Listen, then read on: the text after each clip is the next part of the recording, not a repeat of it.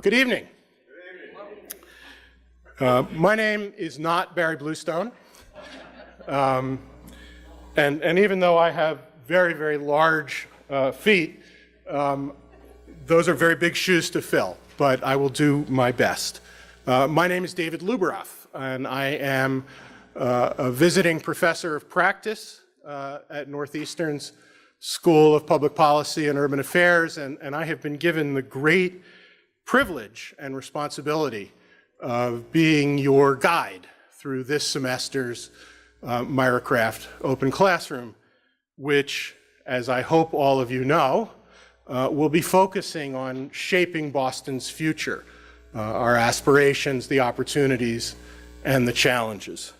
And I'm very excited by that. Those of you who know me know that I have spent much of my professional life on the intersection of academia, journalism, and government, really trying to think about the hard issues of what we need to do as a polity and how we're going to make those decisions. So these issues are near and dear to my heart.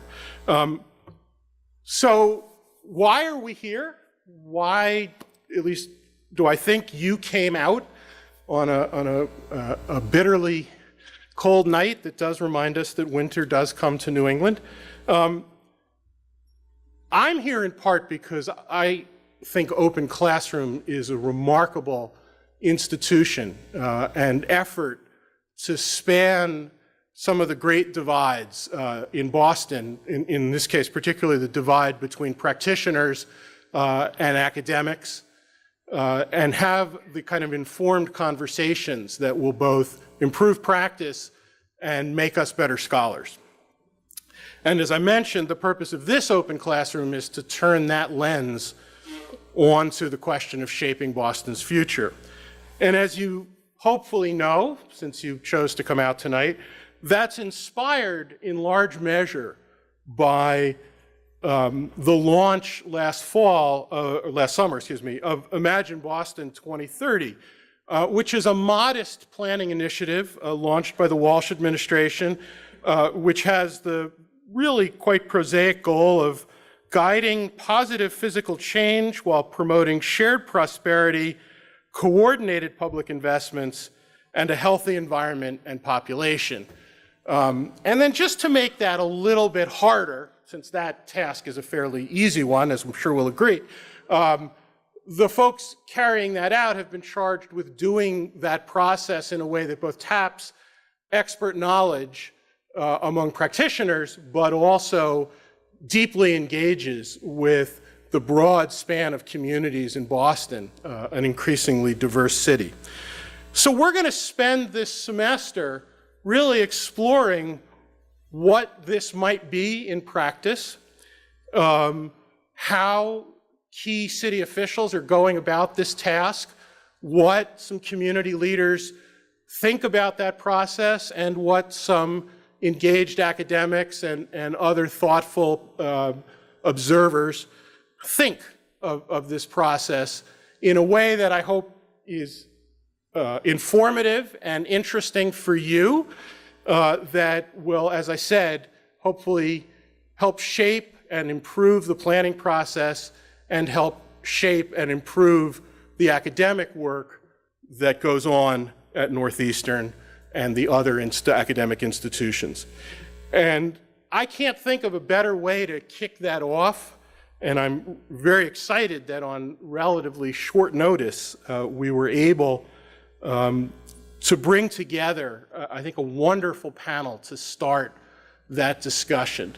To kick it off, we're going to have an overview of the Imagine Boston 2030 planning process by Sarah Meyerson, who is the executive director of Imagine Boston 2030, and Matthew Littell, a principal at the firm of Util, who is the principal in charge of Util's work on the plan. Util is a subcontractor, would that be to HR&A advisors to advise Sarah and others in the city on the plan with a particular focus on physical planning and community engagement. Before I turn it, and then after they speak, my good friend Anthony Flint will reflect on this. And Anthony, I think, is particularly well suited to do this. As many of you know, he was a longtime reporter for the Boston Globe, where among his other beats included covering development.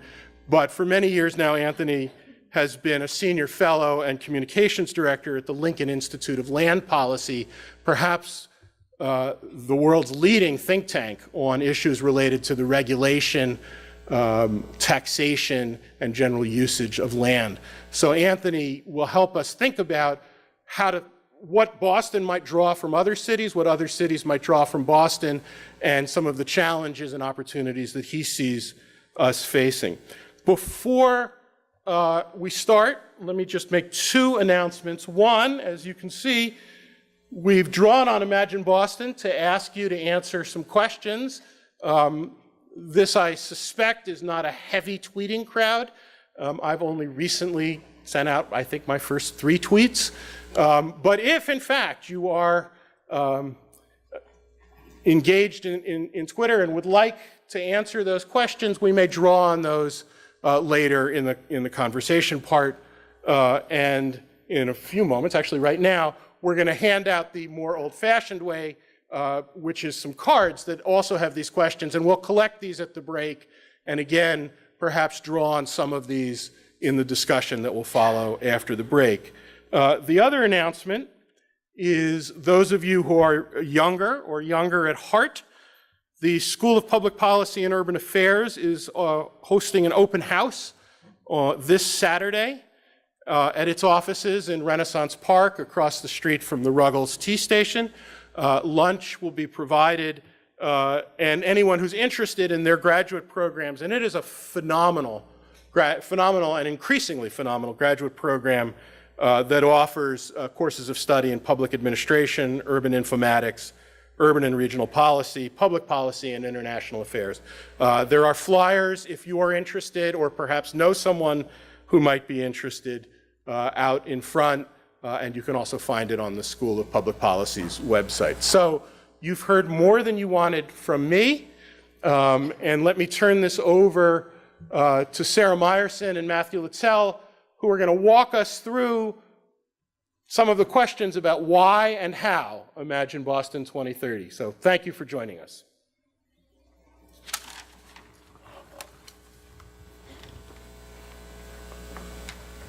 Thank you, David. So we're just going to start with a brief overview of Imagine Boston 2030, the process and setting the context with some of the existing conditions and analysis that we've been doing so far this fall to set the context for our conversation about what a citywide plan is and what it can achieve, which Matthew will then join me for. So Imagine Boston 2030, just to give you an overview of where we're going. I'll give you an overview of the plan itself and setting the stage, talking about where we're coming from, Boston's past, and where we are right now and what our future looks like. Then we'll talk about planning context, thinking about other planning efforts that are going on and what differentiates this as a citywide plan. And then doing a case study to talk about how some of the area planning that we all know is going on would fit within the construct of a citywide plan. Imagine Boston 2030 is Mayor Walsh's citywide planning initiative. That's a multi-year initiative. The initiative itself was born out of a feeling that there was an opportunity to think about planning differently in the city of Boston. It's been 50 years since we've done a comprehensive plan, with the prior plan being done in 1965. The 65 plan is something that Matthew will touch on a bit in his section. At that point in time, Boston was a city that was in decline, and planning was being done really in hopes of reestablishing confidence that the decline had ended and you could turn around the city. At this point, we're planning in a position of strength. We have significant investment and significant development coming into the city, and we're certainly a growing city. But with that growth comes its own challenges, and we want to make sure that we're not just growing, but that we're growing into the city that we want to become. We're growing stronger, we're growing more resiliently, and perhaps most importantly, we're growing more equitably. So this is really what we see as an opportunity to set the course for the next generation. So just to give a brief overview of the initiative itself and how it fits within the mayor's office, since this is also pretty unique as an interdisciplinary effort. Imagine Boston 2030 has its own office within the mayor's office and reports directly to the mayor. And it's an interdisciplinary team at City Hall that's working across city silos to make sure that we are truly thinking about planning in a comprehensive way. So we have a team that's comprised of members across different departments, including the BRA, as well as our Office of Civic Engagement and our Office of Economic Development. We're supported by a team of consultants that, as was mentioned, is led by HR&A advisors, with UTIL being the local and planning lead, taking the lead on the planning work itself, the physical planning, and then also the engagement efforts. That engagement is also very much supported by the mayor's team with the Mayor's Office of Neighborhood Services. So just to set the context with how we think about a citywide plan and what a citywide plan is. At the heart of it, we're very focused on the process itself. We feel the process is just as important as the end product, and engagement is a key component of this throughout the entire planning process. It's not just engagement to get feedback on a deliverable. We want engagement to really be driving the end plan, and everyone who is a part of it to feel like they have an ownership stake and are bought into this being a shared vision for the future of the city. So that engagement is informing the key inputs, which includes city leadership priorities, all of the current plans and initiatives that are currently underway, including Imagine Boston 2030 and others, and then thinking about the major opportunities and challenges, both those that we're gathering as input, that you all are identifying as major opportunities and challenges, and also those that we're seeing as we look at rigorous data analysis. Those inputs will then be informing goals. So we're starting not at the physical vision, but starting at the goal setting, thinking about what are our overall goals for the future of the city, and then how does that inform a physical vision. Our hope is that by starting with the goals, we're not just thinking about this plan in the construct of what the city physically looks like, but it will also establish a framework for policy decisions beyond just the physical components of the city. And then there are the 9 theme areas or policy arenas where we feel like we can put in place different strategies to help us manifest this physical vision.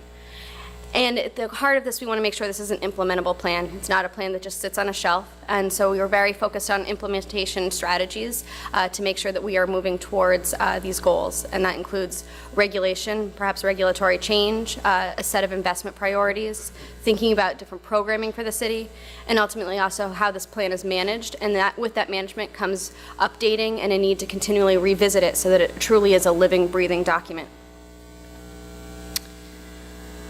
So in doing this, we're looking to define a shared vision for the city and provide a roadmap to preserve wisely, enhance equitably, and grow intelligently. I went into a bit of how important the engagement is. So in doing this, our overall goals are truly to engage a diverse set of voices across the city, and that is including employing innovative techniques. So we're doing a combination of both the higher tech techniques as well as the tried and true things like a suggestion box or suggestion card, as was just passed out. This fall we launched Text is In, and I'll walk through some of the other things we did, which was a text messaging platform. And we tried to do a range of different techniques to make sure we're engaging people in a way that's easy or in a way that people want to be engaged, so it feels very accessible. What we're trying to do is also foster a dialogue between neighborhoods, moving beyond just our neighborhood conversations, but thinking across neighborhoods on a citywide scale, and hoping that that will help to foster an imaginative open dialogue so that we can work towards a shared vision. At the end, we hope that this also creates an enduring platform for both engagement going forward, how the city engages with its constituents, and also how we think about interdepartmental coordination and cooperation in these type of initiatives. I also mentioned that we've been looking at a lot of analysis, and data is a key for all of this. So we've been using rigorous data analysis and thinking about the spatial components of that analysis as a guide and roadmap to help guide decisions about best uses of Boston's limited land. Ultimately, in this data-driven approach, we're not only relying on it for the actual baseline conditions analysis, but also thinking about a data-driven approach for implementation, how we can set metrics and work to track our progress. The Walsh administration is very focused on using data in all of our different strategies, and we feel like that's an effective way to also make sure that this is a living, breathing document and something that we're working to implement. Just to set the context for where we are in the citywide planning initiative, Mayor Walsh announced the initiative in May, and then over the course of the summer, we went through a consultant selection process, kicking off in full force then this fall. Our first campaign was focused on this higher level goal setting and building awareness about the plan. and then doing the baseline conditions analysis, which here is referred to as learning and visioning, really trying to understand what the existing conditions are here in Boston so that we have a better understanding of the opportunities and challenges that we face. The next big push or campaign, which we see there being 6 key campaigns, is looking at this visioning and goal setting, coming back out and having a conversation about what these proposed goals might be and if these are the right goals, and then how those goals start to inform physical priorities and strategies. We see this as having really two, or being cut in half. There's a vision plan that we'll look to have complete in summer 2016, and then using that vision plan as the base to get more specific and place-based with the priorities, which we'll layer on to have the citywide plan complete in spring 2017. Just to run through some of the initial engagement that we've done this fall, we had a series of different strategies. This included open houses. These open houses were meetings that were held in a different format than our typical town hall meeting. We had city staff that were manning different stations, and so it had a little bit more of a festival atmosphere. There was a different theme for each station, and you could engage those city leaders on the topic and talk about your questions, concerns in that area, and then we had at each place some question boards where we were gathering input. We also launched a text message campaign so that it was just as easy as pulling out the phone and the technology that you carry with you every day and texting your response to some of these higher level questions, looking at what Boston's biggest challenge is to overcome, which overwhelmingly affordability rose to the top there, but was also combined with a sense that there's poor infrastructure and also that we're struggling with inequality. And a question about my life in 2030 would be better with, which you see that mirroring the question before with housing I can afford and transportation both rising to the top. Our engagement continues to be ongoing in this campaign, and we have a visioning kit that allows for anyone to host their own Imagine Boston 2030 themed conversation and then share that information back with us. It provides a list of instructions and then a fact sheet to set the context for the conversation. It's a scalable activity that can be held with anyone from 2 or 3 people around a dinner table to breakout sessions and meetings of 100 or 200 people. These are downloadable on our website, or also you can email and request them, and so we've tried to make them accessible to whoever is looking to participate in one of these visioning sessions. And we've also placed suggestion boxes across the city, so knowing that sometimes it's just as easy as seeing a suggestion box and filling out a card. And so we have suggestion boxes at libraries, police stations, health centers, and other locations around the city. And then with the text messaging, one of the interesting things we're able to do is when you text us, you're joining us in the conversation, and we can text you back. So we are able to text back out different questions and continue this dialogue easily over text message rather than you having to come to a meeting. We've also launched the text message survey in Spanish, and we'll look to launch it in additional languages. And you may have seen we have an ad campaign around the city. This ad campaign prompts people to join us in on this text message conversation. So I will walk through a little bit of setting the stage. I don't want to spend too much time on the data as we have a lot of things to discuss, but we thought it would be a helpful place to start the conversation. So just to go through where Boston has come from. Boston is a city that experienced, similar to lots of the other Northeast corridor cities, significant population decline as we experienced deindustrialization. So from 1950 to 1980, experiencing population decline benchmarked at 30%, which put us right in the same peer group of those Northeast corridor industrial cities, Baltimore, Philadelphia. One thing we've thought a lot about in this plan is thinking about what cities do we compare ourselves to, and part of that is where we've come from, and then where are we going. We certainly, historically, we're compared in these industrial Northeast corridor cities, but we see ourselves now emerging out of this as a knowledge-based economy, and so that's where you see us comparing ourselves to cities like Seattle, San Francisco, or New York City. Over the same period of time, as Boston has emerged as a strong knowledge sector city, we see that the labor productivity in Boston compared to the productivity of the United States as a whole puts us in a position where we have a highly productive workforce that generates approximately $21 billion of additional economic activity in the city compared to if we were at the US benchmark. When we look at the concentration of the jobs, you see the emergence of this knowledge sector. Looking at the concentrations in healthcare, in finance, insurance, real estate, although that has been declining, and professional services, which is where you see many of those more high-tech, biotech, and startup companies. We also see the emergence of strength in our eds and in tourism. Part of what's fueled this transition in our surgence as a knowledge-based economy are a stewardship of our key assets here in the city. We have, from an infrastructure perspective, we have invested in our environment and cleaning up the harbor, and invested in other key infrastructure assets such as the Big Dig. We have the assets of our hospitals and our universities, our eds and meds, which attract a talented workforce to the city and train a talented workforce, and also bring in important affiliated businesses. We have a regional economy that supports Boston as well, that's part of this knowledge-based economy with Cambridge and all of the activity in Kendall Square, Harvard Square, and the Route 128 cluster as well. And we have great assets as a city that make us a city that people want to be a part of and feel as home. We have great institutions as it relates to sports, recreation, cultural and learning institutions, and we have neighborhood fabric that many people find particularly appealing. So with all of that and the resurgence of the knowledge economy, you see the population start to rise. And Boston, in this case, has had tremendous population growth coming out of 1980 and puts us really squarely in that pure set of the more knowledge-based economy cities.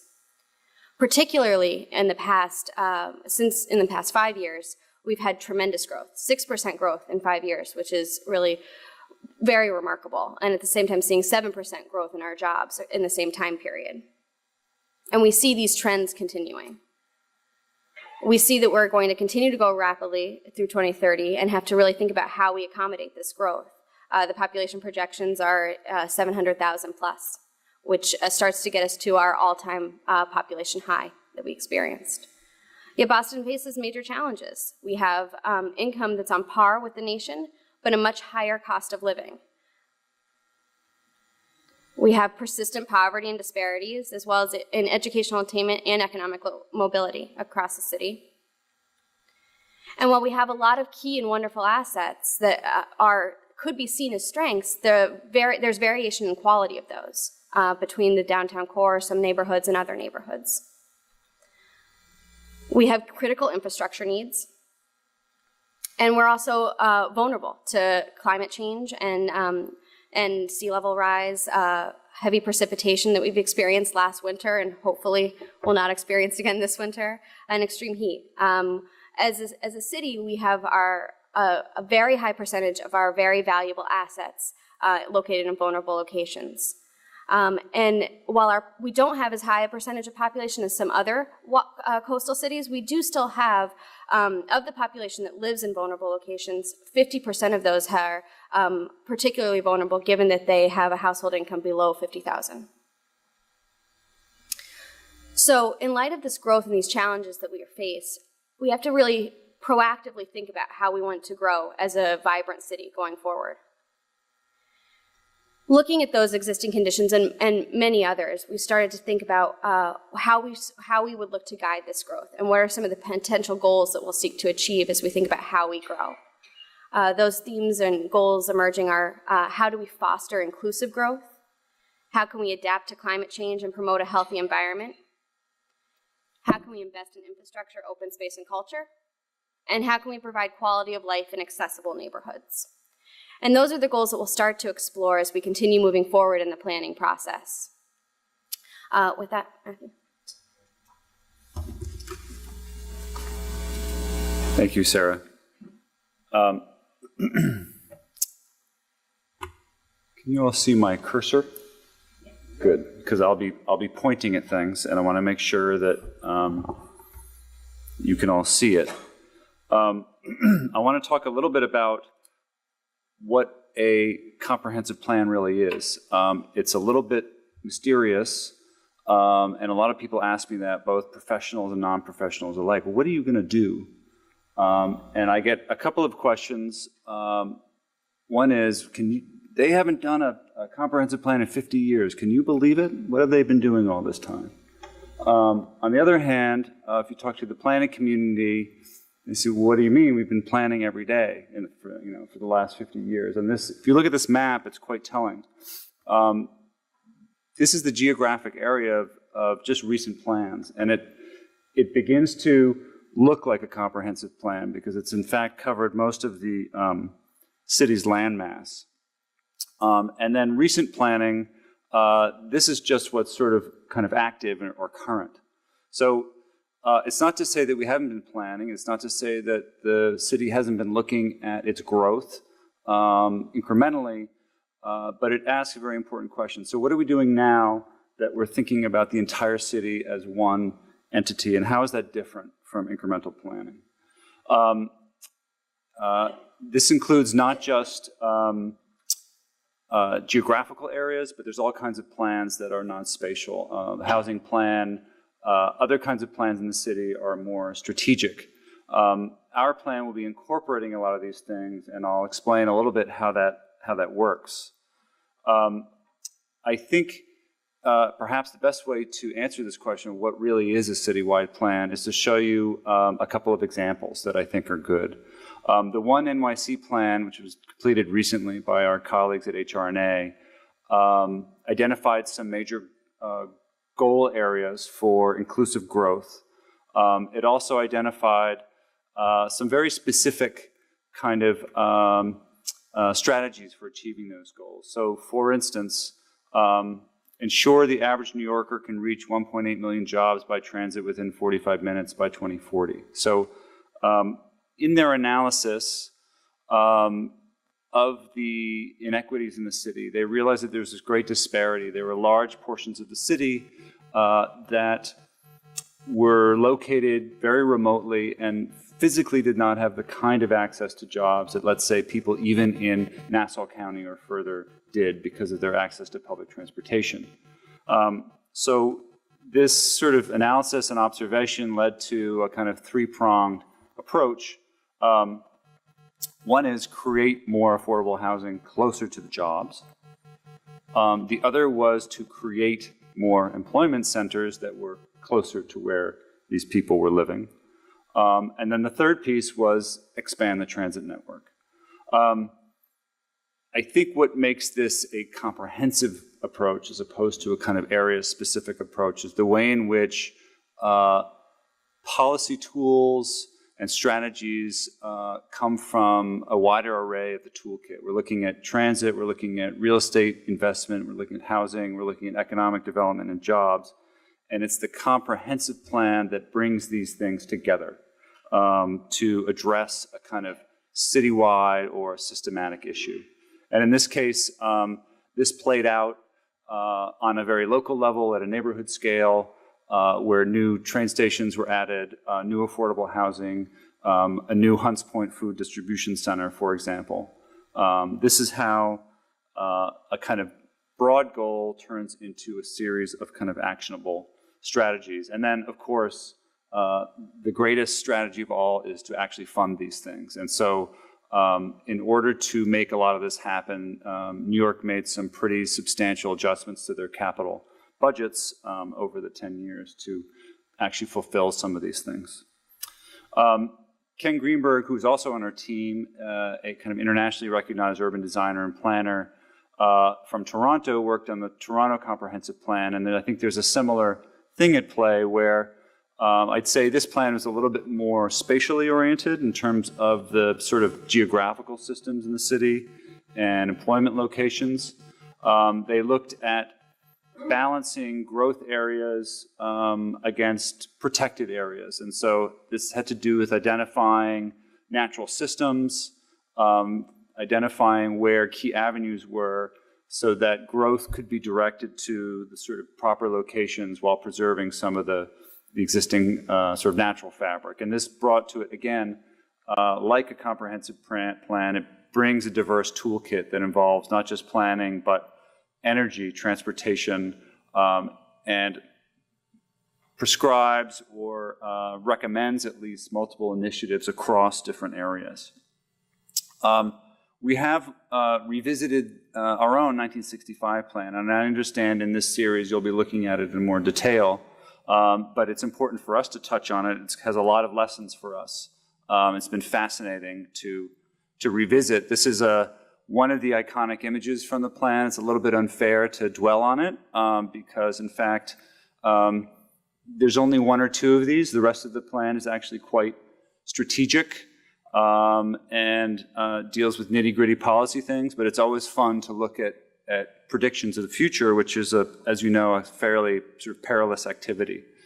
The 65 plan was really dealing with the city in decline. The city's housing stock was in bad shape. The physical condition of the city was really in decline. The population was in decline.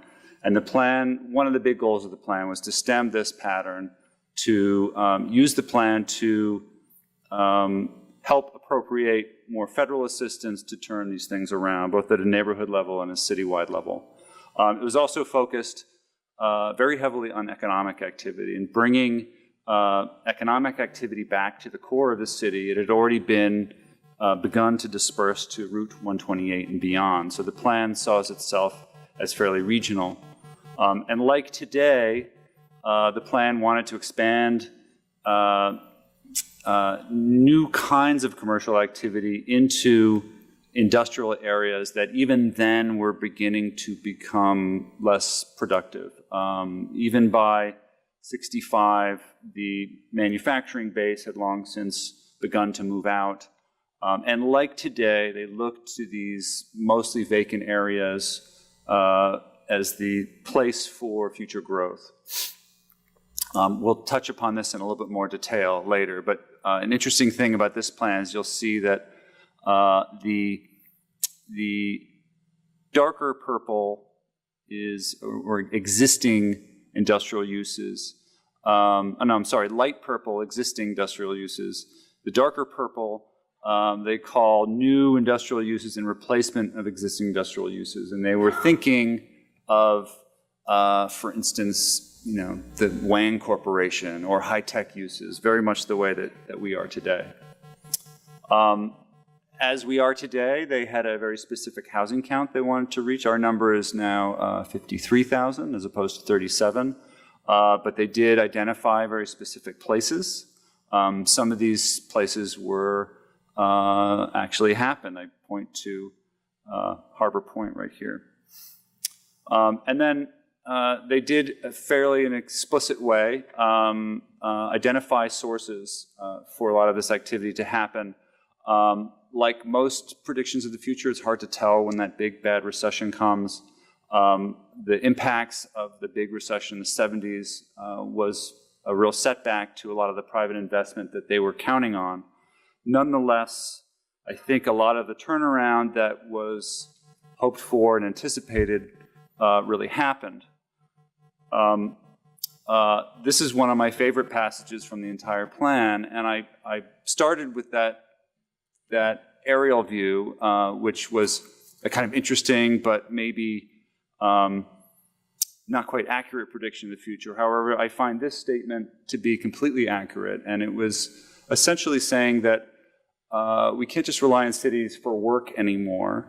The viability of city life really depends on culture and other kinds of non-economic intangibles that really attract us to these places and compel us to live in a dense environment. We call it vibrancy today.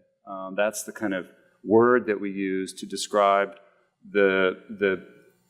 a place that we'd like to be because it offers lots of activity and energy. So I'd like to talk a little bit about our 2030 plan and what makes it comprehensive. And I think one of the best ways to do this is to first go into a local planning effort and to describe how the larger master plan will be interacting with that area-specific plan and what makes it different. In particular, I want to look at what we're calling a strategic planning area. The BRA is currently conducting a specific area plan in South Boston. This is, to orient you, this is the South Boston waterfront right here. This is the Monument in South Boston.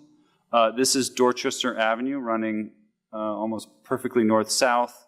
This is the Broadway T Station. This is Andrew Square. And then off to the left here is I-93 and a lot of the rail lines that go into South Station. So very interesting area. Part of it is already, it's kind of on the edge of a residential area. A lot of the property along this side is either vacant or is fairly low density industrial uses like storage. The city is currently conducting this plan, and they're envisioning some ambitious changes to the zoning there. Specifically, up to 300 feet is being considered, specifically along that sort of rail line edge, with buildings that would taper down, or zones that would taper down to the surrounding residential fabric, which is more in the 40 to 50 foot range. I think the important thing to understand about this plan is that it is specifically geared towards this area, and it is specifically geared towards a rezoning. And so they're looking for answers in their community process about acceptable heights, density, uses, things of that nature. They're looking for floor area ratios. They're doing a little bit of visioning here. They've done some workshops to figure out what optimal uses are, the perfect mix of residential versus retail or commercial. And then they're looking at a new sort of framework, a new roadway system network that might link open spaces and provide developable plots. For instance, if you are doing a rezoning plan, you want to ask people, how does 52% lot coverage sound, right? And so they've been zooming in on that. This is an aerial view looking from the east. And you can see pretty quickly that this is the area right here. But if you look just around it, it very quickly raises a lot of questions that we think are actually citywide. For example, when you imagine density of that sort, clearly there are infrastructural traffic issues that impact not only that zone, but leak into downtown and south into Dorchester. How does the market behave? How do you actually replace all those industrial uses? And shouldn't we be developing a more citywide policy of what we think about industrial uses, as opposed to sort of dealing with them one by one? And how much open space do we need? So these are beginning to be citywide questions. What we've been doing is doing a lot of analytical mapping, and I'll show a few things about how these sort of citywide views relate specifically to this area and vice versa. One interesting map that we've made is a map that shows residential density across the city. So where there is dark blues and navy blues, that's high residential density, and where there are light blues, that's low residential density. And where there is anything that isn't blue, there's virtually no residential density. And what we see here is quite striking, actually, which is very consistent fabric south of, let's call it, Melnia Cass. Very dense development downtown, but this kind of, from a residential standpoint, a kind of a weird choker collar that separates the neighborhoods from downtown. If I look at where our South Boston study area is, and that's represented by this sort of oval, we see a very distinct possibility that this could turn the tide in perhaps finally reconnecting, or even connecting for the first time, the various residential fabrics of the city. It's perhaps more complicated than that, but when you put a sort of citywide lens on this, very interesting possibilities open up.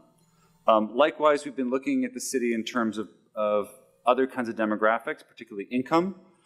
In this case, you'll see that the greatest concentrations of low-income households are in this sort of, we call it a sock-shaped area. It comprises Roxbury and then part of Dorchester.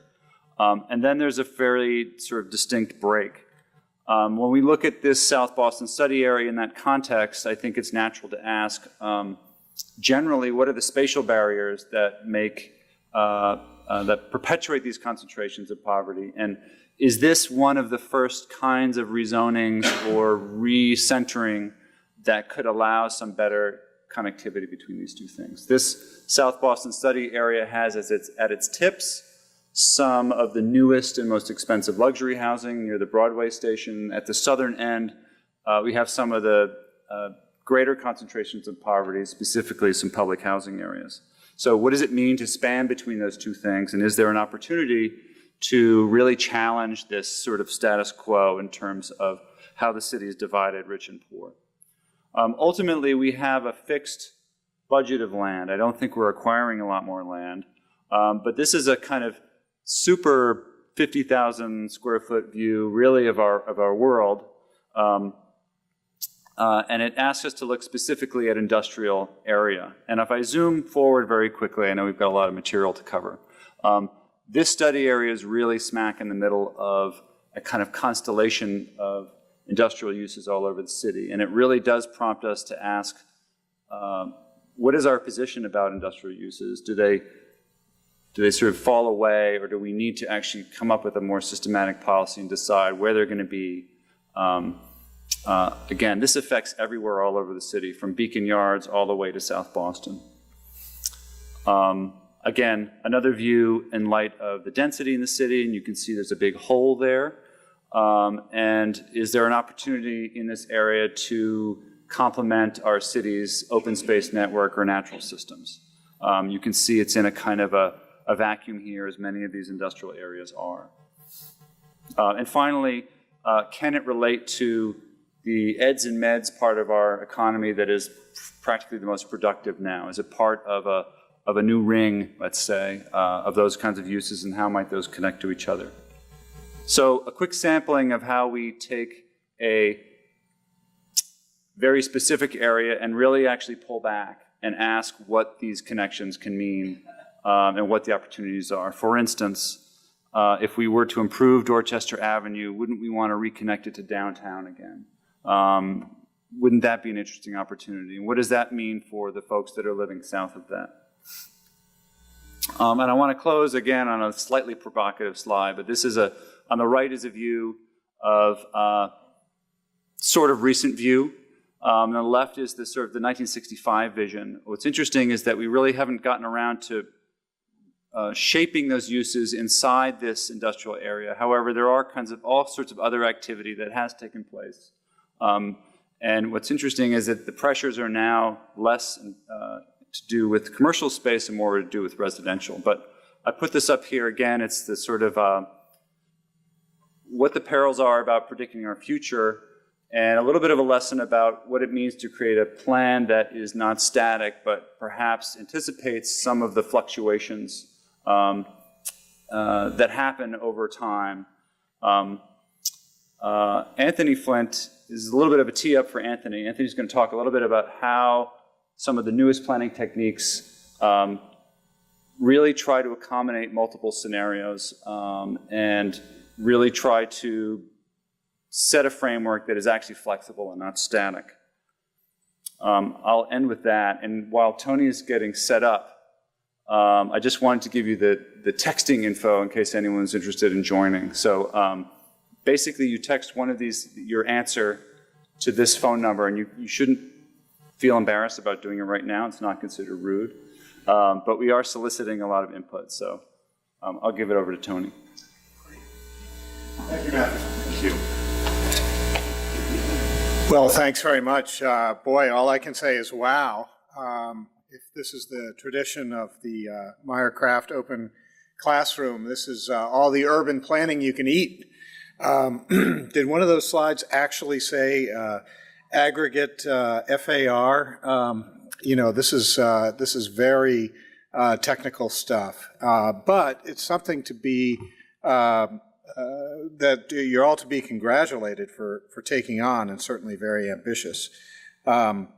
Another note is you'll have to update the slides about job and population growth now that GE is coming to Boston, so congratulations to Boston on that. I'd like to fulfill my role as respondent and commentator to these excellent initial presentations, and then we're going to segue to some more discussion and gather around the table and go interactive. I wanted to provide the perspective of sort of stepping back and thinking about what is the nature of comprehensive planning these days. And I had a lot of experience as a Globe reporter at meetings and hearing a lot of public reaction and a lot of concern about various development proposals and a lot of opinions. And it occurred to me that really the ghosts of Robert Moses and Jane Jacobs float over this kind of process.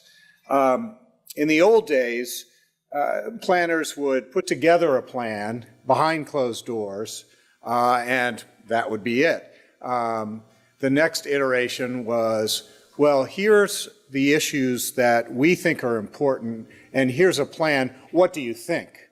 Maybe a few cursory hearings to try to get public input.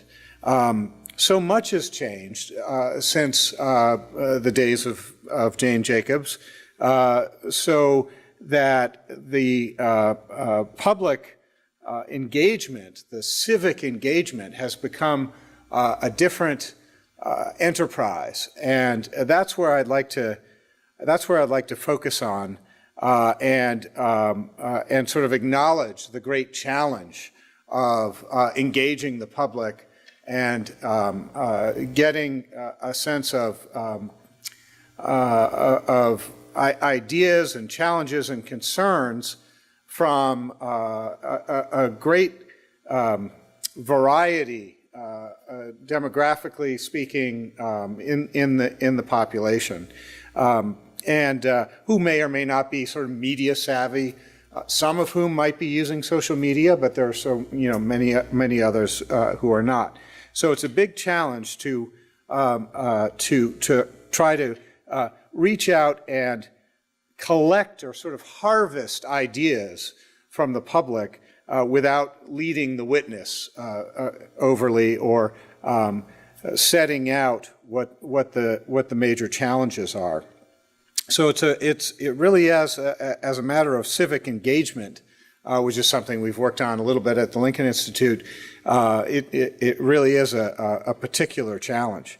The experience of the Regional Plan Association of New York, New Jersey, and Connecticut, I think, is useful. And in itself, I was reminded of your slides when you turned to the New York City planning process.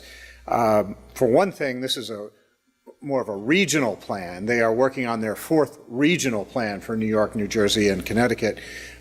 It'll be a whole other kind of conversation if we started talking about a plan for the city of Boston versus a plan for the Boston region, metropolitan region.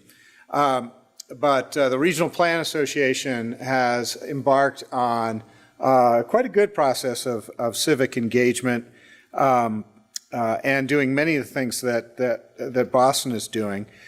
They've had an interesting history with trying to do this comprehensive planning. Their first comprehensive regional plan was around about 1929, completely in the Moses era, top-down, behind closed doors. The next time was in the 60s, and they actually produced a television documentary and tried to get that played on the TV sets back in the 1960s of residents in the tri-state area, and have them fill out on paper a form as they were watching that would indicate their preferences and what kind of future they envisioned for the metropolitan region.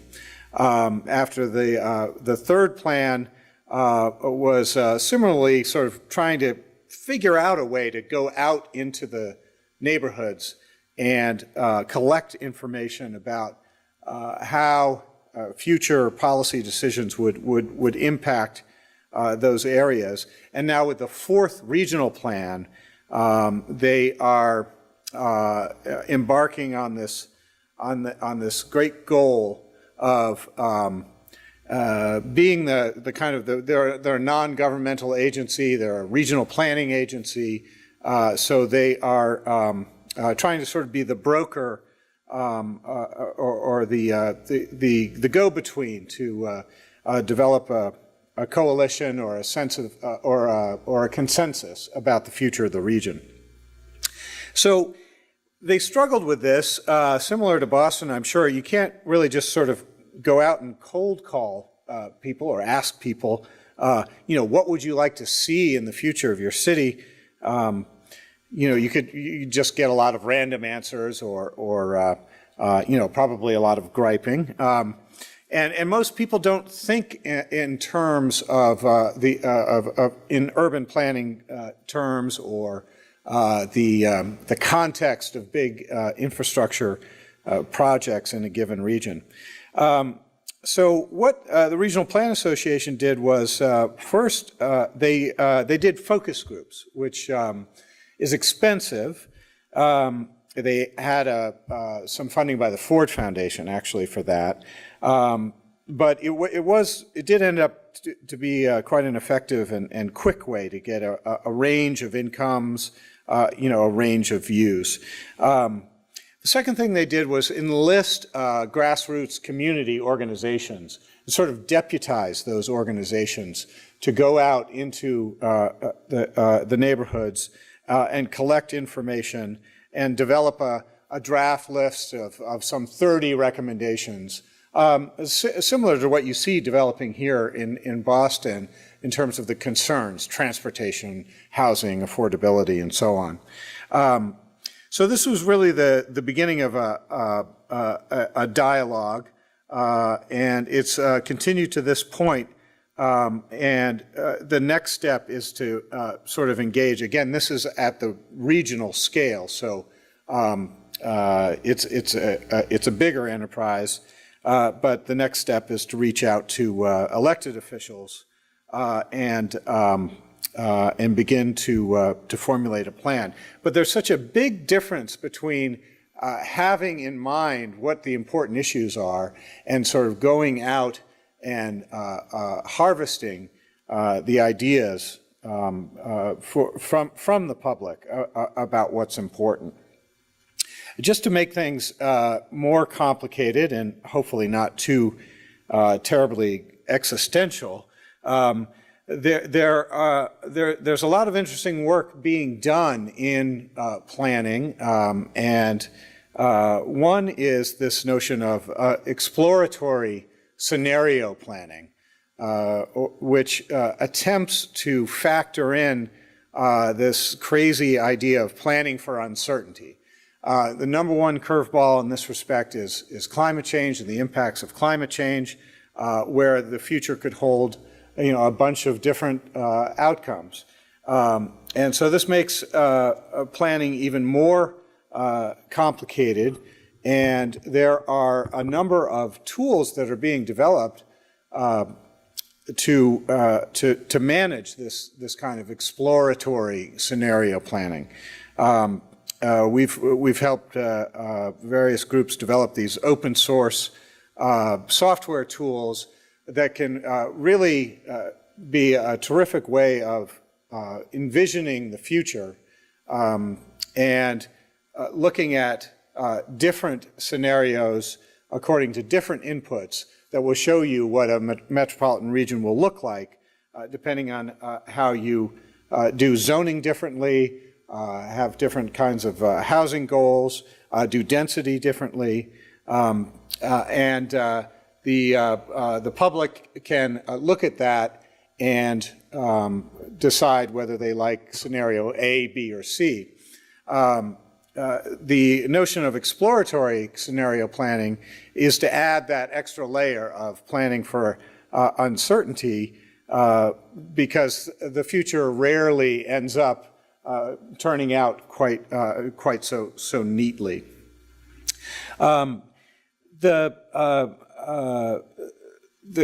has even been some theoretical discussion about whether it's useful to try to do planning at all, and there are those who would who would question attempting a master plan or a comprehensive plan. Particularly in Europe, I wrote a piece for CityLab that explored some of these ideas. But before I get any more existential, those are my comments on these excellent presentations and greeting the challenge of civic engagement and going forward with this planning process. So now I think we're going to segue to being at the table. So thank you, and please join me in thanking Sarah, Matthew, and Anthony.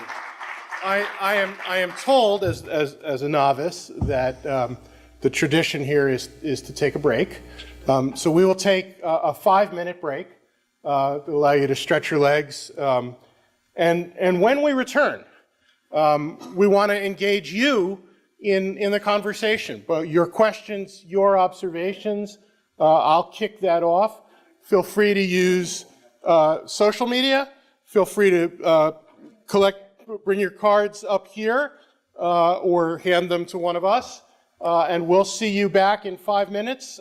We will do a hard stop at 8 o'clock tonight. So if you're planning and trying to figure out your travel schedules. So I'm going to take moderators' prerogative and ask the first question while we settle down. And this is really for Sarah and Matthew. Yes. I'm going to take moderators' prerogative and ask the first question and also remind our panelists to make use of the mics. Do as I say, not as I do. I'm curious, as you've gone through the engagement process and particularly begun to see what concerns people, is there anything in particular that's emerged from that that has particularly surprised you in terms of what it is that Bostonians tell you they either want or they're worried about? I'll answer. I think the not very exciting answer is not yet. The engagement campaign is highly iterative. So the Texasin surveys that we're doing, the kind of online stuff, we're sort of casting the first net. There are going to be successive waves of community meetings, chances to meet people one-on-one, have longer conversations than we have. But housing and transportation came up solidly in the beginning, and based on what I know about the housing data, the shortages, and the sort of the acute pressures there, I'm not surprised. And also in the wake of last winter's transportation issues. So I wasn't surprised by those. So the affordability, transportation, which would, what 60 or 70% of the respondents, it sounds like you think that'll stay consistent.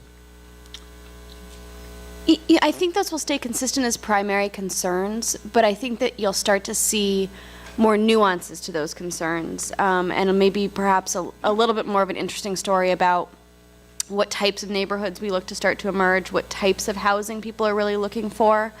I also think that as we start to have more of a conversation of some of these, the baseline conditions analysis and going a little bit deeper into the opportunities and challenges that I flew through very quickly today, you may start to see maybe not a complete shifting around of priorities, but a coupling of those with other things that are a concern.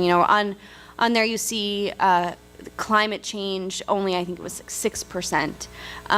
But as I think that starts to become a more dynamic story about all the ways in which climate change or vulnerabilities to our changing environment could affect your day-to-day life, you may start to see a little bit more nuanced story, and people may be more concerned about that. I think when it's listed there as climate change, it feels like it's very sciencey and not relevant to your day-to-day, but it could have a dramatic impact on your day-to-day and life, and I think that there's an education piece and then more of a story to tell. So I think that we'll start to see a little bit more of those dynamic stories emerge that you just don't have a chance to get when you're texting a response. Anthony, do you have a sense from the other cities you've looked at whether what showed up in Boston would have shown up in their processes as similar, or is Boston unique in its concerns? Yeah, no, I think very much so. Other cities have transportation, being able to get from home to work, and housing, that is affordable housing, as two chief concerns. And certainly you look at a place like San Francisco, which is particularly white hot right now, but also other cities like Seattle, really faced with some major challenges in the near term to address that affordability and equity piece that's requiring more immediate action and policies like inclusionary housing and other ways to try to bring about a little bit more affordability in the housing stock in the near term. So you see this playing out, very much in real time, and some very, very similar challenges. Let's turn to your questions and concern. I have 3 requests of you. One is wait for me or Brian to give you the microphone. 2, don't trip. Second is please identify yourself so we know who you are and speak into the microphone. And the third is try and remember that a question is a relatively short statement that is a request for clarification or information. So why don't we start all the way in the back, the gentleman in the red.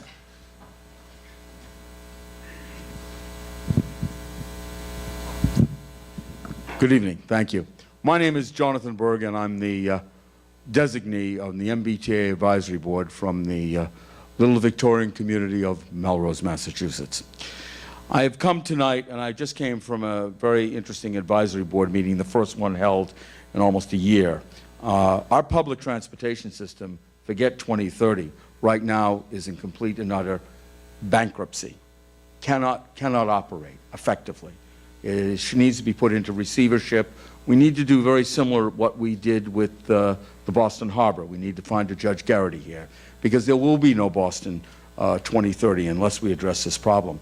And in terms of the issue of housing, and this is profound. Could I ask you to get to the question? Oh, this is a question. Yeah, okay. Very, very important question. When we see the 63-story tower that's going to arise over Congress Street in downtown Boston, how do activities like that allowed to happen where, quite frankly, there are going to be no housing for middle class, let alone folks who need affordable housing? That is the big crisis, housing. How is that going to be addressed in this plan? Sarah, you want that one? Sure, I'll take it. So housing is a key priority of the mayor's, and a key priority clearly of what's going to be addressed in this plan. Something that we touched on a little bit in the presentation but may not have been completely clear is part of Imagine Boston 2030's task is to weave together all of the other planning that's currently being done in the city. A lot of that great planning is being done in department-specific areas and is focused on those areas where there are crises. We've done a housing plan, Housing Boston 2030, and that has established the target of 53,000 housing units spread across different housing typologies and affordability levels, specifically focused on addressing this affordable housing crisis. We're already acting upon that at the city, and we'll be weaving in strategies within this plan to help see how we think about accommodating those additional housing units in the city. So we've established the target. Now we need to think about where do those housing units go, what type of housing are we developing, and how can we make sure that we're putting strategies in place that make that housing affordable at a range of different income levels. Those are all strategies that we'll start to explore in the plan. Similarly, there's Go Boston 2030, which is specifically focused on mobility and on the transportation needs, addressing the crises that we have here in the city and the region as a whole. Thinking about that from the city's perspective. That plan will also be something that we're actively weaving into Imagine Boston 2030. It's not complete yet. They've put out their vision statement and are looking to complete that plan this summer, and that will have specific project recommendations and a prioritization of those projects so that we, given that we have some limited ability to guide transportation decisions at the city, we can advocate for what we think makes the most sense for the city and a region as a whole. I have just a quick follow-up. As an example, one of the things that's going on in the South Boston Dorchester Avenue plan I showed is they are exploring zoning mechanisms that would incentivize the creation of affordable housing specifically. So, you're allowed to build more if you provide X number of additional affordable units. And I think, as I mentioned, our plan, this is a little bit of a test case. The city is studying this. They've hired experts to sort of do the math and figure out how that bonus works. But we're going to be looking very carefully at the success or failure of those policy tools. Yeah, no, that's a great point. I think the nuance to that as well is thinking about not just affordable units for what has traditionally been for lower income households, but making sure we're also thinking about the development of affordable units for middle income working class families, making sure that there's still an affordable option for those households in the city of Boston. We have a housing innovation lab at the city that's specifically focused on policy recommendations for that type of housing. And we'll be looking to see how we can pilot those in some of these strategic planning area plans to make sure that we are addressing the critical need right now in areas that have current development pressures, and then also putting those into the plan for the longer term. For just to quickly address the two things, so the T and housing. Other cities like San Francisco and others are looking at this notion of inclusionary housing, which is where you essentially require that, say, 15% of new residential development be affordable, usually, to families making 80% of median income. And looking at raising that threshold. And in certain contexts and in certain, white-hot markets, it may make sense to raise that threshold beyond 15%, which Boston's inclusionary housing policy has been very effective. But to sort of keep up, there's this idea of making, of trying to increase that percentage of affordable units. And it gets to a hopefully not terribly radical but less known concept, and that is, and it applies both to housing and transportation, and that is value capture. Because when there's a government action, like a zoning change, or if you increase the allowable building envelope, we're for years and for centuries, this has enabled developers to make a lot of money.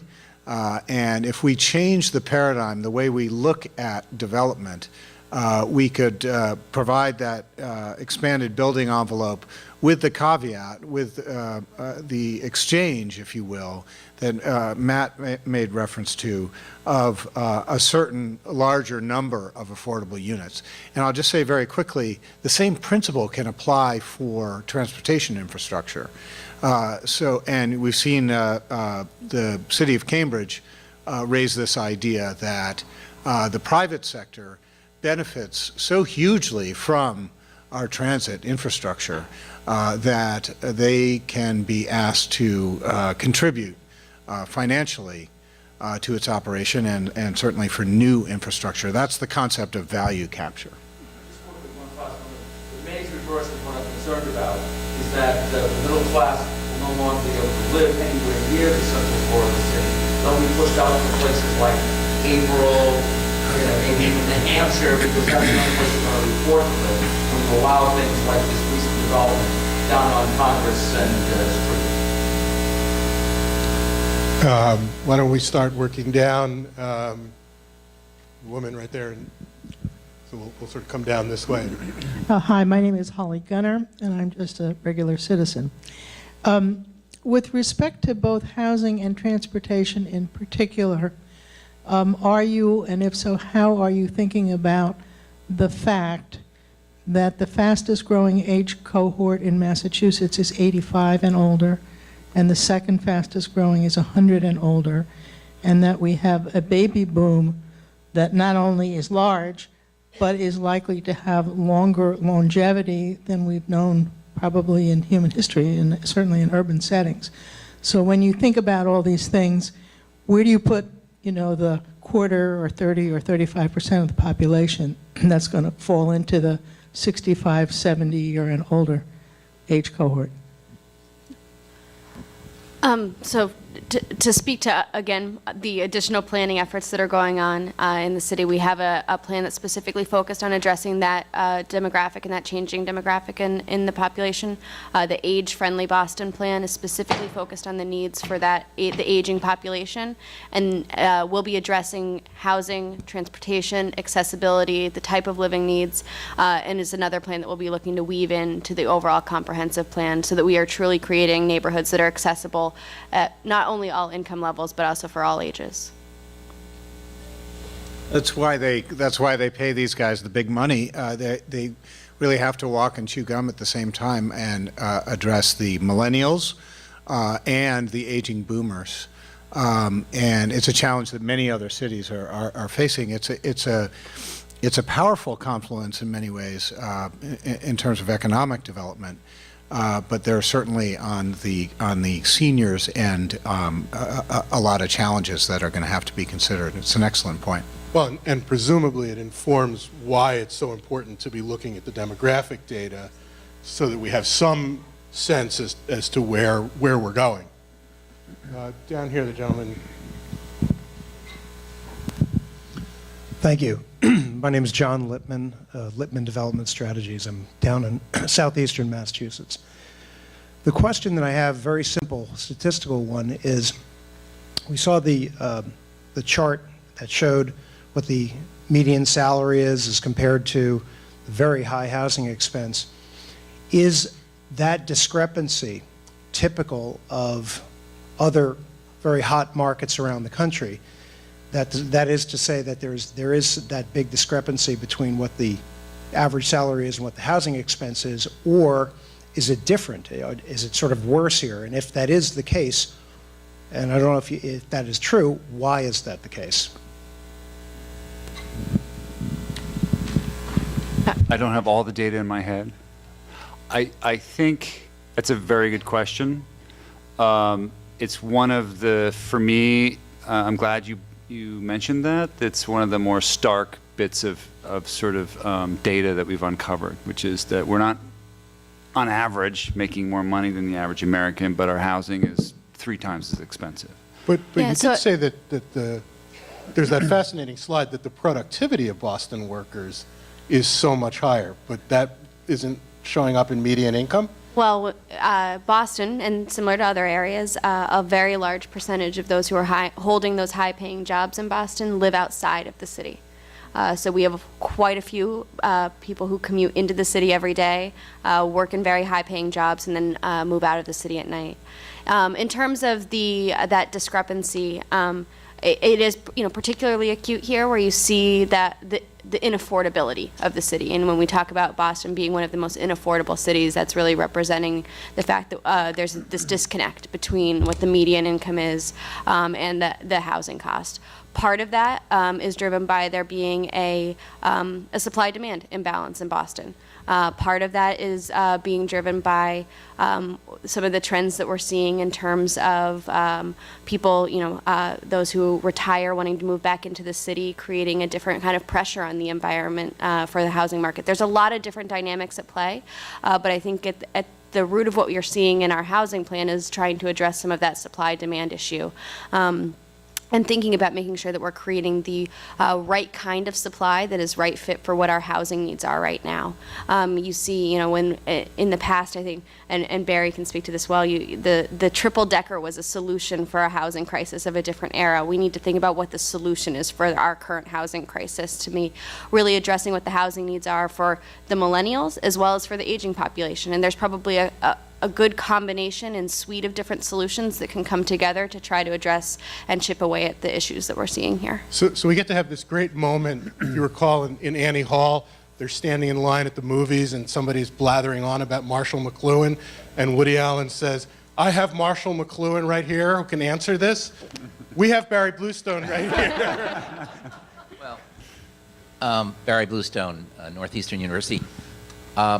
Let me see if I can answer your question a little bit, John. We are going to have a session, I think, on February 10th. Sheila Dillon will be joining us. Devin Quirk and I will be doing this, and we'll be looking at a lot of the alternative housing we need for different demographic groups. But one of the studies we did at the Dukakis Center in the last year was to take a look at the three things: inequality, median family income, and the cost of living. And what we found across the country was that where you had the greatest inequality, you also had the highest cost of living. They're not surprising. They're in places like New York and San Francisco and Washington, D.C., and Boston, Massachusetts. And we don't have a great theory behind it, but I think one of the things that happens is that when you have a very small but very rich part of your population, they tend to pull prices up. Certainly they do it in housing. But it turns out that part of the reason why Boston has the fourth highest, it's the Boston metropolitan area, has the fourth highest cost of living for a median, for an average family, not for poor folks. This is all data from the Economic Policy Institute in Washington. One of the reasons is housing is very high, but relative to other cities, things like healthcare are very expensive here, transportation is very expensive here, and the thing that really drives costs for families and young families is the cost of childcare. So you have, in cities like Boston, San Francisco, Washington, you actually have extraordinarily high costs across the board, as opposed to, let's say, a community like Raleigh, North Carolina, which has nowhere near the inequality, and the cost of living is about 2/3 of what it is here. For a long time, that was a problem for migration, because it made sense, if you thought about it, for both companies and people to leave Boston and go to places like Raleigh. The company liked it because they could go to Raleigh and pay lower wages. But people liked it because they could go down, and despite the fact they got lower wages, they had a higher standard of living because they could get less expensive housing, less expensive health care, equivalent health care, well, somewhat equivalent. And so there is this problem that we still haven't heard in the big debates about rising inequality, that rising inequality also tends to lead to the higher costs of living, which makes whatever is the level of income much more difficult to absorb. I think just as a follow-on, I think we're after something critical to this question, which is, and Sarah was getting after this, which is when we tabulate Boston in and of itself, and then we look at this regionally. We should figure out what that housing number is regionally. It's probably a little bit different, but the regional, the housing sort of crisis that we have in Boston has now become a kind of regional operation. Places like Chelsea, which are really not that far away, are generating huge amounts of sort of upper middle income sort of production housing in quantities like 700 units at a time that we actually don't have room for in Boston anymore. And so there's a kind of deeper question about policy, which is, can we tackle this thing? How much can the region take care of for us? And how much does Boston in and of itself need to be a kind of like biosphere of equity, right? Do we want to do these tabulations regionally, or how much responsibility does Boston have within its sort of boundary lines? As Barry noted, that was a coming attraction. We will be doing a session on housing. And to the first questioner, we also will be doing a session on transportation, I believe on the 17th of February, with Stephanie Pollock, State Secretary of Transportation, who, among other things, is charged with trying to figure out how to get the T to run. There was a question over here, and then we'll come down around this way.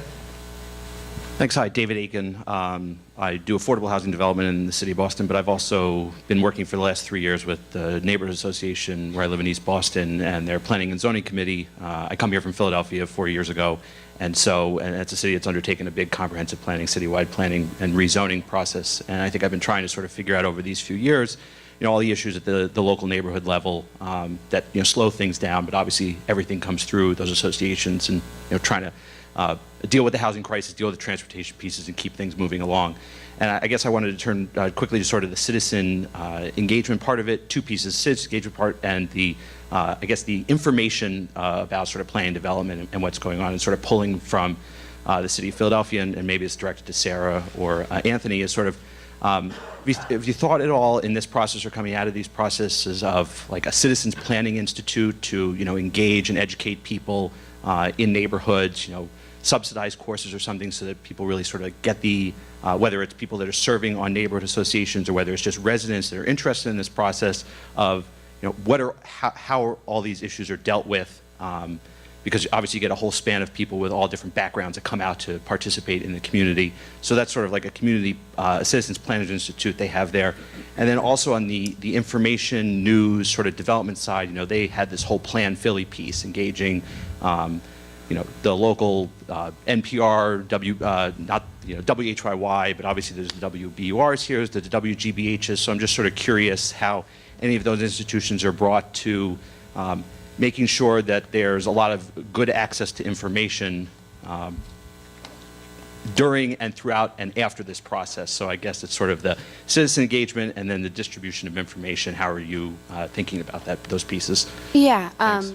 So I'll take a stab at just what we've been considering here in Boston, and then there may be other ideas for best practices that have been seen in other planning processes or other cities. I think education's a huge piece of this, and if we're thinking about planning and institutionalizing more proactive planning in Boston, we need to think about how we are educating so that people can feel like they are engaged in a meaningful way and can be meaningfully helping to guide the planning of both their neighborhood and the city as a whole. In that vein, we've been thinking about throughout the planning process what are different opportunities for education, ranging from being involved in sessions like this to having more broad ad campaign type did you know, or learning about planning that way. And then maybe, and this is all pending, further conversations and making sure that we can actually make this feasible. But one of our ideas has been to have some sort of a planning forum or week-long planning festival type thing where you're bringing in thought leaders, where you're having conversations, where you're using the institutions that we have in the city and in the neighboring cities to help educate and engage conversations about planning. That we hope would be a momentum driver and spark some interest. And then we could think about if there were some sort of other ongoing education we could do so that there was an accessible way to be tapping into the planning language, which can seem kind of inaccessible at times, and thinking about what planning can actually achieve and how we can think about positively shaping neighborhoods. We've also been thinking about other simpler things, but as easy as a reading list at the Boston Public Library that has some of our kind of top picks. So stay tuned. That's something that would be coming out as well. I think there are lots of other opportunities to make sure that we are getting all the information out there in a digestible way.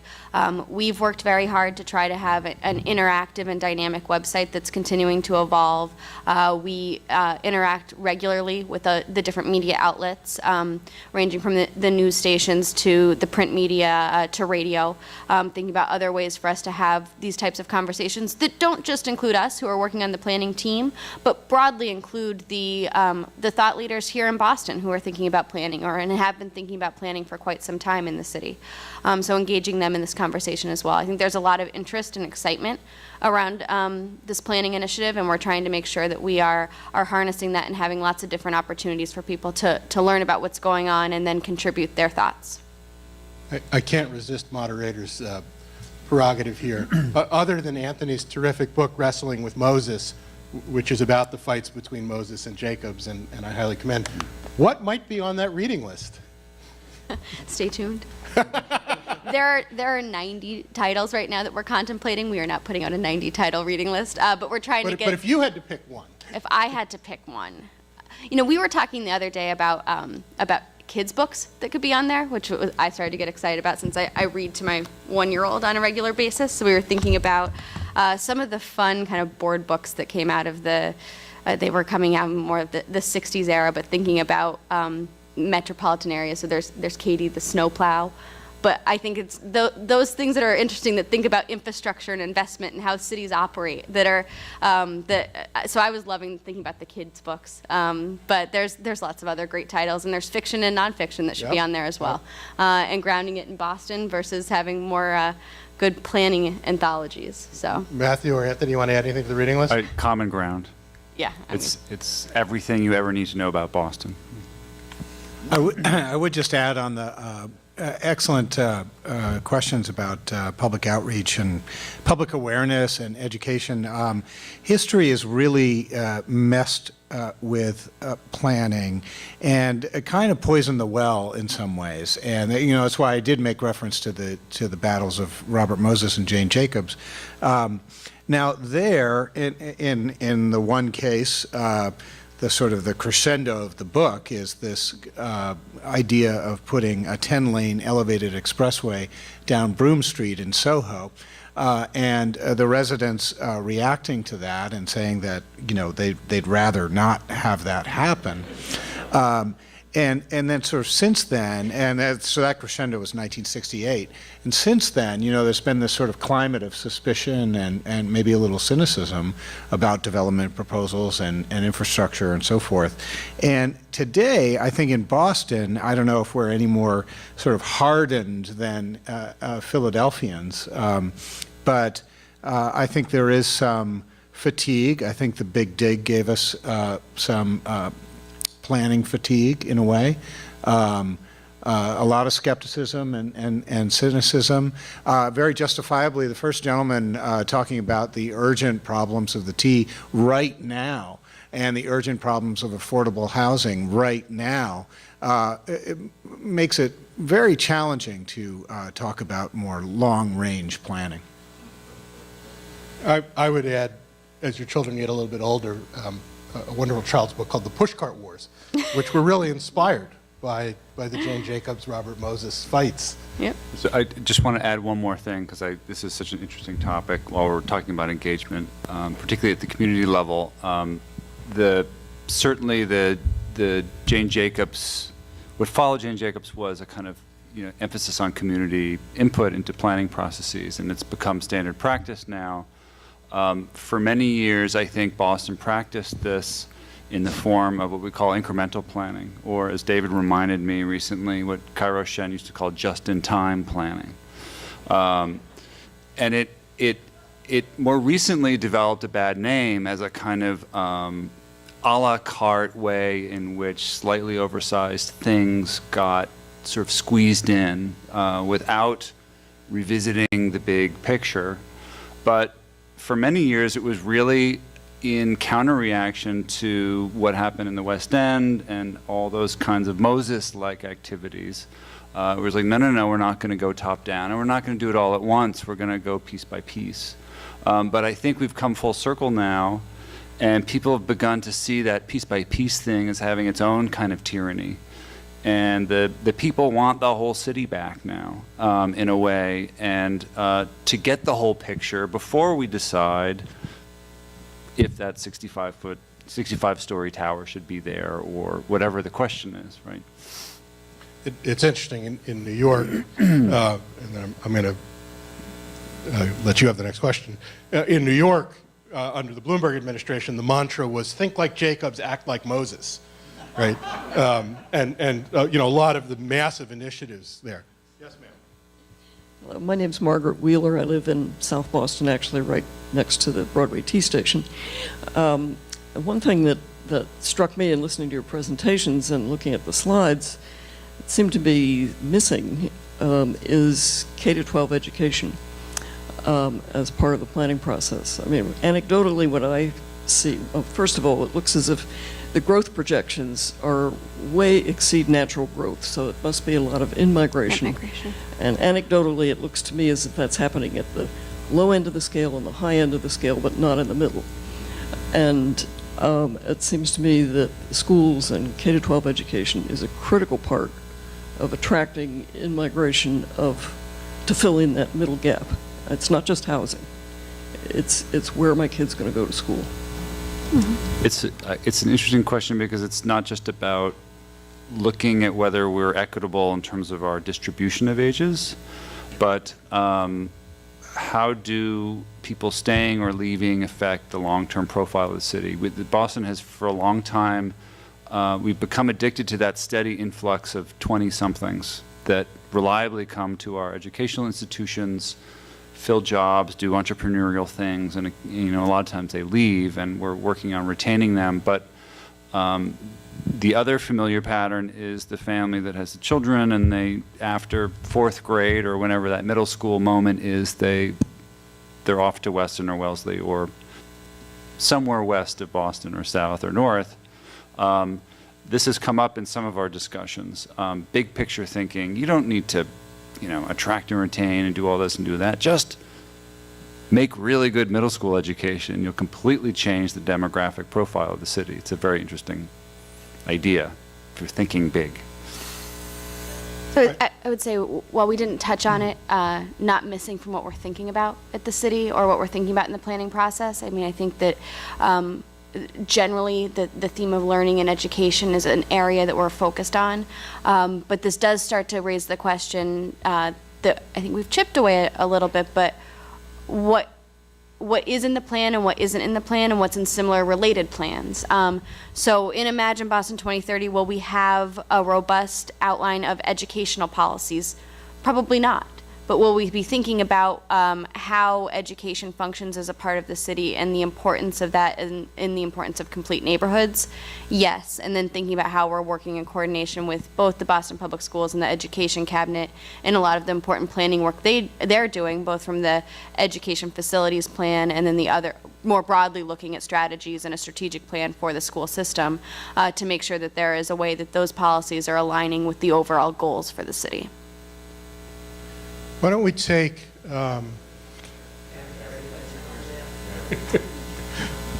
Barry gets emeritus privileges. I'm hoping there's a question in this, but I guess I'm going to aim this at Sarah. And I think it's a very important thing for Imagine 2030 to think about because, we've done a lot of work at the Dukakis Center right in the communities, and not just in Boston, but in like 78 other communities. And one of the things you find, I think you know it, I think everybody in the room knows it, is that generally in any community there is a resistance to change. And a master plan says we want to not only do change, we're going to do pretty big change. I hope you're considering that at the beginning of the master plan, whenever this comes out, one of the first things that you'll be saying, and the mayor will be saying, is that change is inevitable. And these are the kind of changes we're going to see happening demographically, economically, and so forth. We can either decide we're not going to worry about that, or we can say we're going to respond to that change in ways that may make some people uncomfortable. But we realize that there is the answer of no, we're not going to do anything, cannot be the answer to this kind of great change. So if people realize how great those changes are going to be, and I think everybody on that panel knows we're undergoing tremendous demographic and economic change, then it sets the stage for people saying, okay, we have to face up to that. And now the rest of the master plan, it would seem to me, becomes much more relevant to moving forward both politically and socially. Does that make sense? That absolutely makes sense. And one thing that we've been very actively thinking about right now is starting the conversation about backing up a second and thinking about why is growth a good thing? How can growth continue to be good?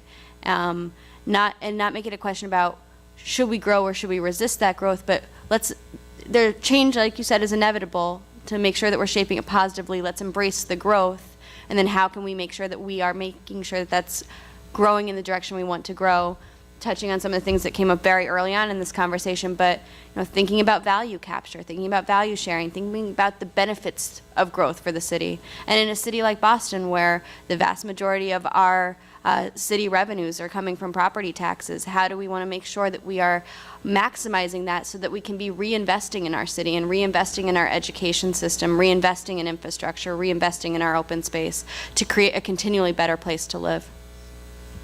Why don't we take maybe 1, 2, 3, 4 questions, and then we'll pick off, each one of us will take one of those answers. So, and we can keep those quick. Jack Kendrick, former public finance investment banker. I don't know how we can have a discussion about housing and not talk about student housing, because it's the students that have displaced families. And there is a way, and there are mechanisms in which you can concentrate students with their own housing off campus, so they get what they want, whether graduate students or undergraduates, and you free up the neighborhoods so that families can, and you begin to depress or reduce the cost of housing for families, and it would be an economic stimulus. Okay, so we have a question on student housing. Here. Polly Wilbert, Salem, Mass. Matthew sort of spoke to this quickly, but is there a look back to the mistakes of the last 50 years? And I would raise the point that I believe that the loss of rent control in Boston was a big mistake. I think that it was protecting middle-class families and people in houses, in housing in the city.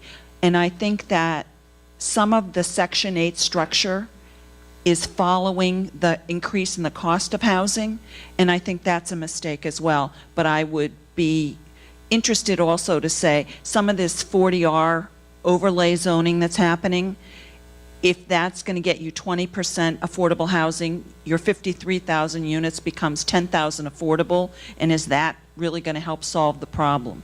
Because I'm not sure some of the math on this really works. So, second question is, can we do housing without rent control? Third question. Dorothy Feinzig.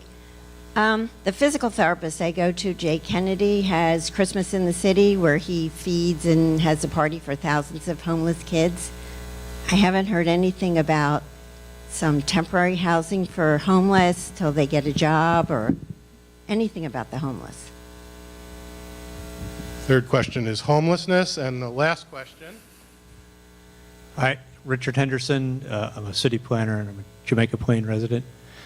One of the main features of the downtown part of this 1965 plan was the trade-off of the high spine in the Back Bay, having an incredible density along the transit route and highway route, but at the same time, real protection for the fabric of the historic neighborhoods nearby, the lower density neighborhoods.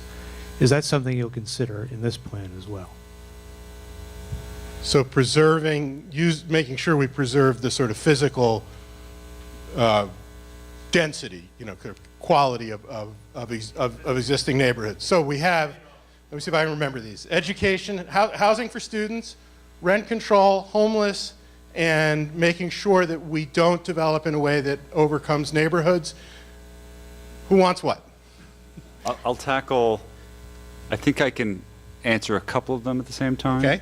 It's becoming a boring answer tonight, but we refer you again to the housing plan that D&D just put out. It's fairly detailed. It deals, it addresses, I think, housing for homeless specifically, and it addresses housing for students and makes specific recommendations along these lines, which is we need to find a way to house students on campuses, in theory, freeing up the more traditional triple-decker fabric for families. The one question, and this gets to the one question that the housing plan doesn't answer is where all these things are going to happen. And that's a little bit up to us, and it's a little bit of an ongoing question. Some of these special area plans are specifically looking for places where some of this new housing can go. It's something that we'll be doing in our plan. Quickly on the affordable piece, that's the essence of the questions I saw was that even with all the bonuses and the policies and the 40R and the inclusionary zoning, we're not going to get the numbers that we need. I don't think anyone is really disagreeing with that assessment right now. The housing plan lays out some very specific numbers in terms of what we need for affordable and elderly and students. The way the city has been tracking the development of housing is we're doing fine on a lot of those fronts, but on the affordable piece, it is lagging. And it's a topic that people are working on every day because it's a financial problem, it's a spatial problem, and you know, we may not have the perfect model yet. Yeah, and not so much just to piggyback off of that, not so much on the deeply affordable is the lag, but it is that moderate middle income that we were addressing before that is the most difficult to address, and that we right now are lacking the tools or a set of policies that's in place to really get to that, and that can't just be solved by addressing the supply issue. We're going to also have to think about where can we have what might be naturally occurring middle income or moderate income housing, but also can we put other policies in place, or can we use value capture or other mechanisms to make sure that we're creating some sort of protected or deed restricted housing at a different income affordability level than just low income. And does the housing plan touch on, I mean, the City of Boston has had a push for many years to try and get more students housed on campus. It does. and It that- specifically does address the student housing question, suggests having housing specifically for students on or adjacent to campuses, and thinking about, you know, I think this goes back to the conversation Barry and I were having a little bit earlier, but what are the housing solutions? What are the right types of housing, the right types of units for students or for the millennials that free up some of our other housing stock that's more appropriate for families? Richard asked a really juicy question that because it's very big picture. I think Richard was asking a little bit about, are we going to revisit the high spine concept, which looked at creating a new kind of density as a way to protect some of the existing fabric. I don't know if we're going to be revisiting the high spine per se, but I can say we're beginning to look at some of these issues spatially in the city, and I can say that the sort of cornerstone of any plan that looks for growth areas also has to begin to define what is a stable area. The high spine was dealing with some, back in the day, some very obvious candidates, obviously in Back Bay, for instance, South End. I think we're going a little bit further afield, and we will be looking at, you know, let's start with something that shouldn't change before we begin to ask where the growth will happen and where there will be change. The high spine, for those of you who aren't familiar with it, is really the planning initiative out of the 1960s. It was, I believe, a Kevin Lynch idea to basically concentrate development along Boylston Street, really starting with the Prudential, which opens in roughly 1965, and then pivoting as it came into downtown as both a way to create an image of Boston, but to protect neighborhoods, and it's probably one of the most seminal planning initiatives. Anthony, I mean, going back to your point about value recapture, to this point, height is one of the ways that you create, basically you can create additional value to capture for some of the other initiatives we've been talking about. And my impression is, at least in other cities, certainly New York, has embraced that strategy pretty dramatically. Yes, they haven't taken the next step in terms of true value capture, and in fact, some of these towers aren't really even paying the fair share of property taxes. So they have the work cut out for them, but we're a big fan of height and density. It's challenging in the neighborhood context. You did show that slide where you had the building envelopes tapering down along Dot Ave, so I think that's a good example of taking that similar approach. But increased supply, heightened density in appropriate places, that is going to go a long way to addressing the housing challenges.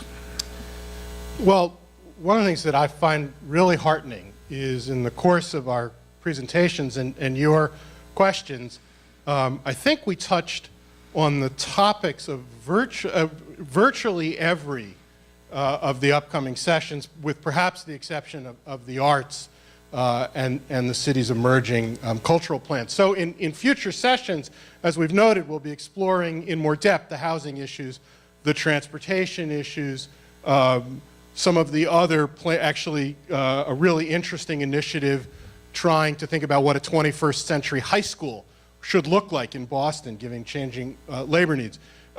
And we even had a question looking back at history. When we come back next week, again at 6 o'clock, we're going to look back at the 1965 plan, which is a really interesting document. And we will be joined by Tunny Lee, who's with us tonight, who was actually the head of urban design for that plan. Tunny, of course, went on to a distinguished career both at MIT and in state government and elsewhere.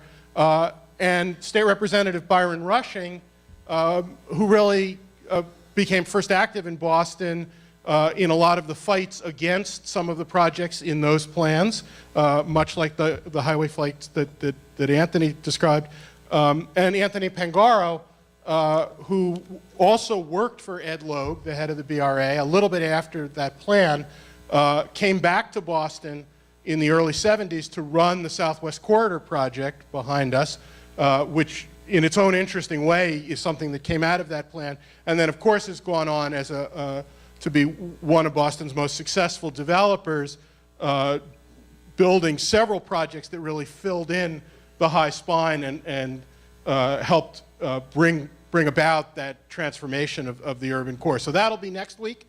The following week, we will explore the changing demographics of Boston, really starting from the dramatic transformations that Sarah hinted at that began in the 60s as the city's population grew, as we became much more diverse, particularly with immigration from Central and Latin America and from Southeast Asia. And we'll be joined by Tim Reardon from the MAPC, Alexandra St. Gian from the Mayor's Office of New Bostonians, and Carolyn Johnson, a historian from Boston University, who's just written a really wonderful book about changing demographics. So I hope we will see you next week, and I hope you will tell your friends and acquaintances. Hopefully, since you're still here, you must have thought it was worthwhile, and I hope you'll bring them with you as well. And please join me in thanking Sarah, Matthew, and Anthony.